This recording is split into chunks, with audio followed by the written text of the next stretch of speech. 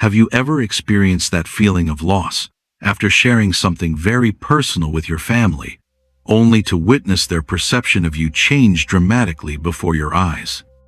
That moment when their expression shifts from seeing you as the capable, wise person you've always been, to suddenly viewing you as someone to be managed, monitored, or worst of all, pitied?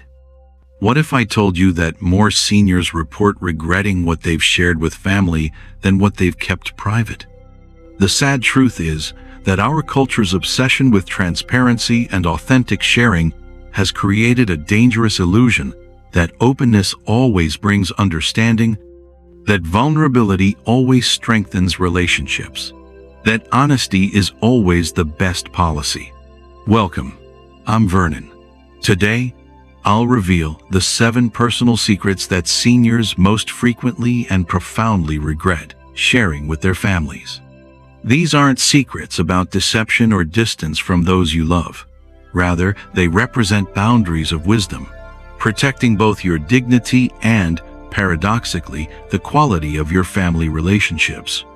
In our culture that celebrates transparency above all else, the ancient virtue of discretion has been nearly forgotten. Yet it remains essential for navigating the later stages of life with grace. Throughout human history, elders were respected precisely because they understood nuance, when to speak and when to remain silent, what to reveal and what to protect. Today's radical sharing culture, amplified by social media and therapy speak, has eroded this wisdom, leaving many seniors vulnerable to the consequences of oversharing. Pay particular attention to secret number 4, which appears initially to contradict conventional advice about aging, yet contains a subtle but crucial distinction that could dramatically affect your autonomy in your final years. This single insight has helped countless elders maintain control over their most important life decisions.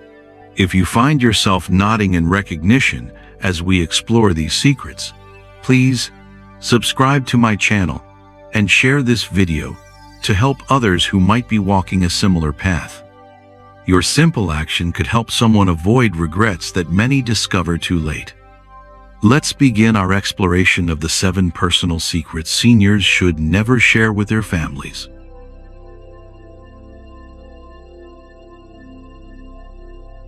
Wealth consists not in having great possessions, but in having few wants, taught Epictetus. This Stoic philosophy reminds us that our relationship with money runs deeper than numbers. It embodies our values, priorities, and sense of security. The first personal secret that many seniors regret sharing is their complete financial information. When we share complete financial details with family members, we often unintentionally invite judgment about choices that reflect our deepest selves. To be clear, this isn't about concealing necessary information. Having appropriate legal documents in place like wills, powers of attorney, and advance directives remains essential.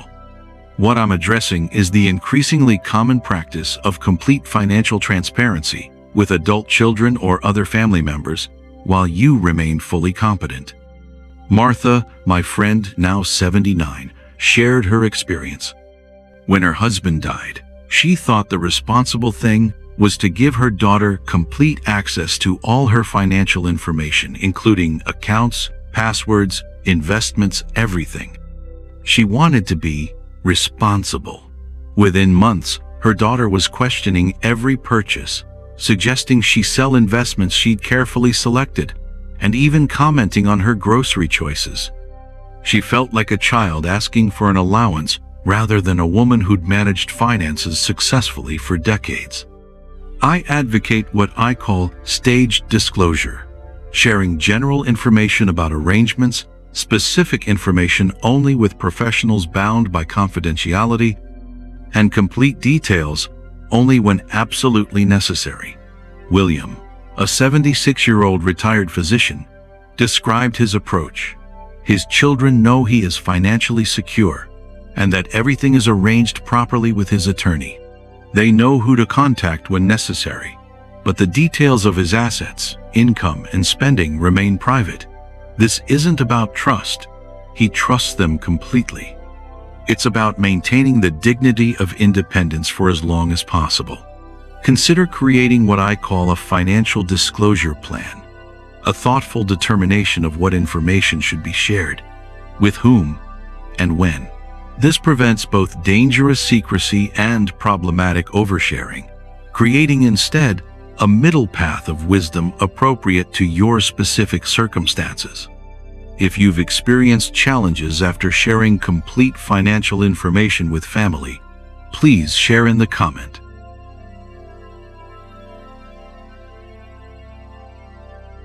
The Stoic philosopher Epictetus advised, "We have 2 ears and 1 mouth, so that we can listen twice as much as we speak." In family matters, this ratio is especially beneficial to everyone. My friends in their 60s often find themselves confiding or saying everything that is on their minds to their family members. What may seem like honesty or authenticity at the time often causes irreparable long-term damage to family bonds. Elizabeth, a warm and loving grandmother of 5, now 82, tearfully shared her experience. She thought at her age she'd earned the right to be real about family issues. In what she thought was a bonding conversation with her daughter-in-law, she shared her honest opinions about her son's first wife and how she'd parented their children.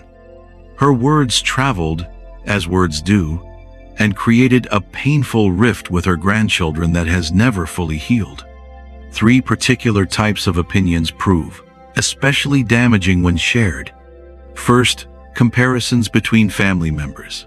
Observations about which child was more talented, which in-law is more supportive, or which grandchild shows more promise.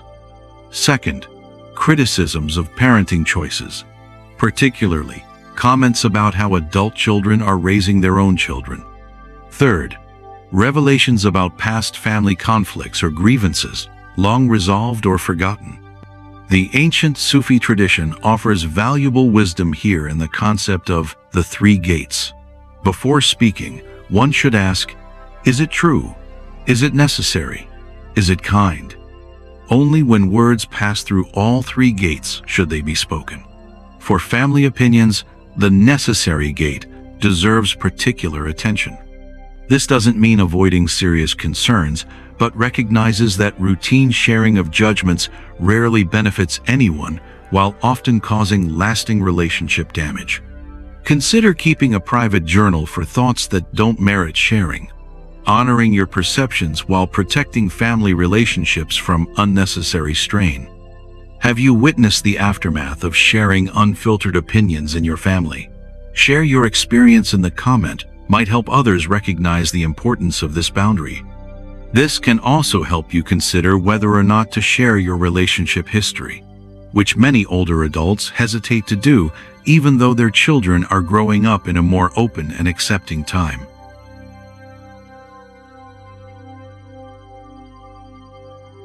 In an afternoon coffee chat with friend James, we shared our regrets after 70. After his wife died, he reconnected with a woman he'd been involved with before their marriage. Over dinner with his adult daughter, he found himself sharing details about this previous relationship and others from his youth. He thought it would help his daughter see him as a full person, with a life before being her father.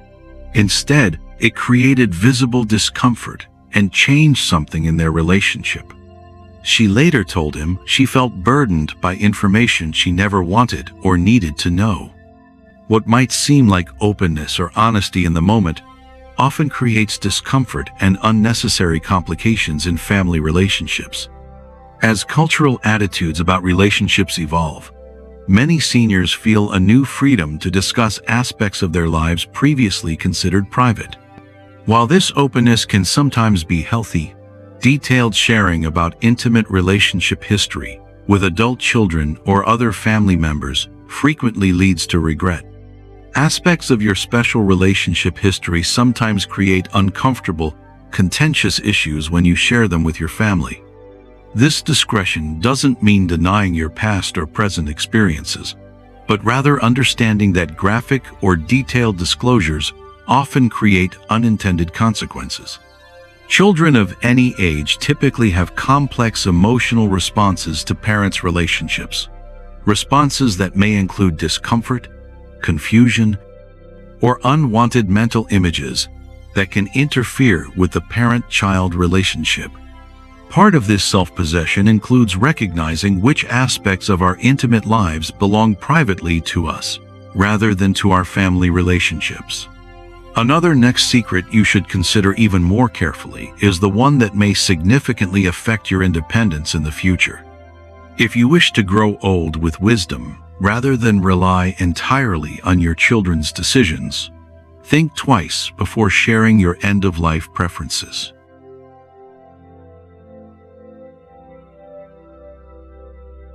While preparing for end-of-life transitions remains essential, sharing tentative thoughts or evolving preferences before they're fully formed often leads to unexpected complications.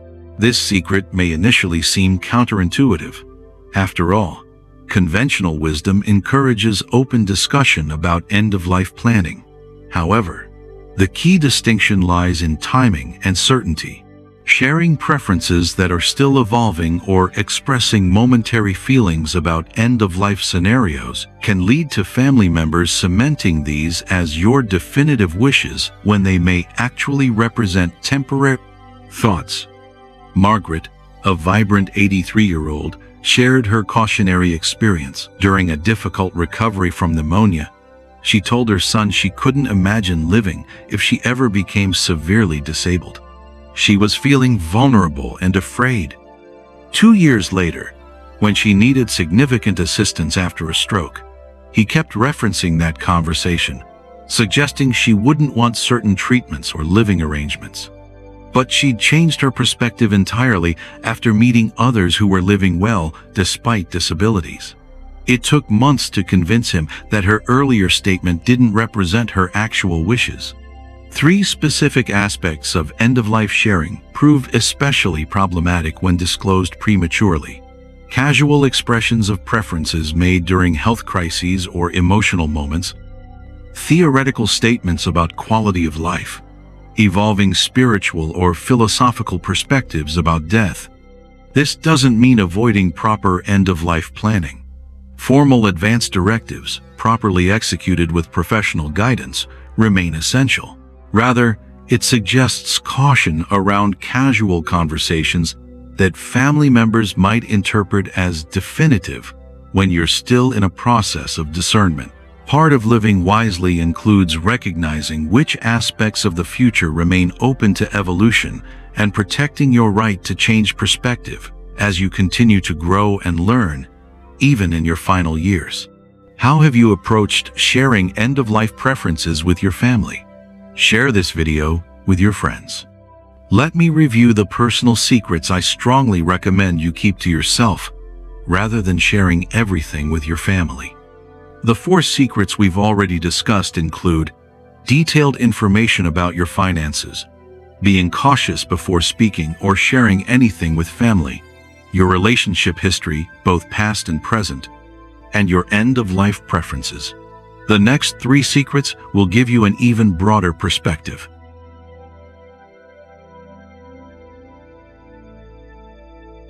Their deepest fears and insecurities is the 5th personal secret that many seniors regret sharing. Sharing profound fears and insecurities with family members often creates new limitations rather than reducing existing ones. In our therapy-influenced culture, emotional disclosure is frequently presented as universally beneficial. For seniors, however, revealing certain deep fears to family members often triggers protective responses that restrict our independence, rather than providing the simple understanding or reassurance that was sought. Thomas, a 76-year-old retired architect, described this painful dynamic. After a minor fender bender, he confided to his daughter that he sometimes felt anxious about driving at night. He was simply expressing a feeling, looking for acknowledgement. Instead, this became a family campaign to limit his driving altogether. What began as a moment of honest sharing turned into months of defending his basic independence. Some fears are better processed with peers, professionals, or in personal reflection. This isn't about maintaining a false front or denying authentic feelings. Rather, it's about recognizing that different audiences serve different purposes in our emotional processing. Family members, especially adult children, often cannot separate their desire to protect from their ability to simply witness or understand. For many deep fears and insecurities, same-generation friends or professional support provide more appropriate settings for processing. These audiences can offer understanding without the complicated power dynamics and role reversal risks inherent in parent-child relationships. There's no universal rule about sharing fears, only wisdom about considering potential consequences before disclosure. Should we also consider whether it is appropriate to let our children know about our regrets from raising them?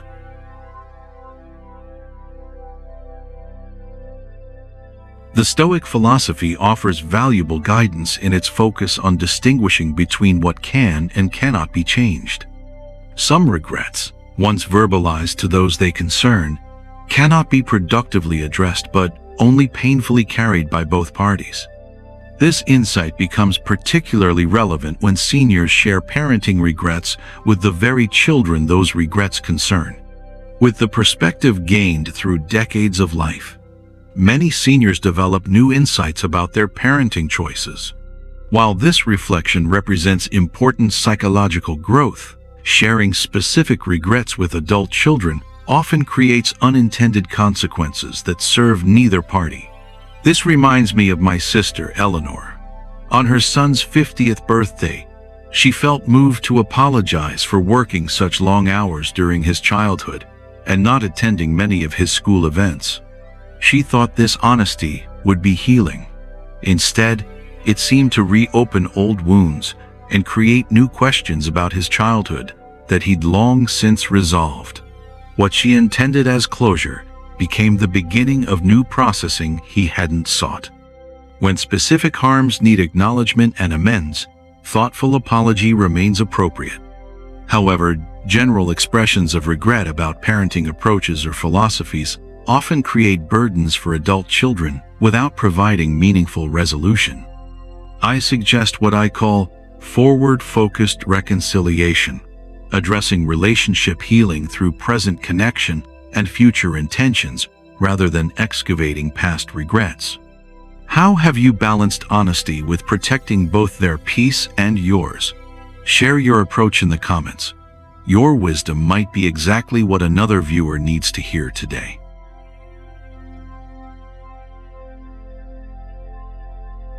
After mentioning some minor memory concerns during my checkup, I casually shared this with my daughter.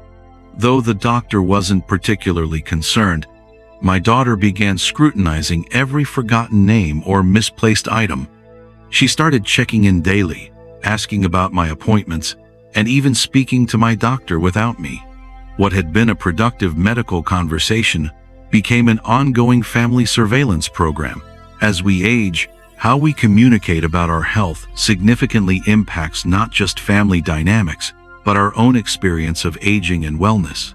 This is also why many seniors regret sharing their complete medical information. Medical transparency with healthcare providers remains essential. However, sharing comprehensive or detailed medical information with family members, particularly adult children, often triggers monitoring, unsolicited advice, and subtle shifts in how seniors are perceived and treated. Maintaining appropriate medical privacy often preserves the balance of family relationships, preventing unnecessary shifts from mutual adult respect to monitoring or caretaking prematurely. This doesn't mean concealing significant health conditions or needs. Rather, it suggests thoughtful discernment about what level of detail serves your relationships and autonomy. Having designated healthcare representatives and appropriate legal documents remains important, but routine sharing of medical details often proves counterproductive. I recommend what I call purposeful medical communication. thoughtfully determining what information different family members genuinely need and how that information might affect your relationship dynamics before sharing. Have you found a balanced approach to sharing health information with your family? Your experience in the comment might offer valuable guidance to others navigating this sensitive territory. As we conclude our exploration of the 7 personal secrets seniors should never share with their families, let's review what we've discovered together. Your complete financial details often invite unwelcome oversight and erode independence. Your unfiltered opinions about family members frequently damage relationships without serving constructive purposes. Your intimate relationship history typically creates unnecessary discomfort rather than deeper understanding. Your evolving end-of-life preferences, shared prematurely, can restrict future choices. Your deepest fears and insecurities often trigger protective responses that limit autonomy. Your regrets about how you raised your children frequently create new wounds rather than healing. And your complete medical information typically invites monitoring and shifts family dynamics in unhelpful ways. These 7 areas of discretion aren't about dishonesty or creating distance. Rather, they represent boundaries of wisdom that protect both your dignity and the health of your family relationships. Remember that what serves your relationships at 40 or 50 may not serve them at 70 or 80. Aging with wisdom means adapting your communication to honor both your changing needs and your lifelong dignity. I encourage you to reflect on your own sharing patterns with family members. Consider whether adjustments might better serve both your autonomy and your relationships. Small changes in communication boundaries often yield significant improvements in family dynamics and personal well-being. If you found value in these insights, please like this video and share it with others who might benefit. The wisdom of aging well becomes more powerful when shared within our communities. Subscribe to my channel for more guidance on navigating the journey of aging with dignity, purpose, and joy. And tap the notification bell so you never miss what's next.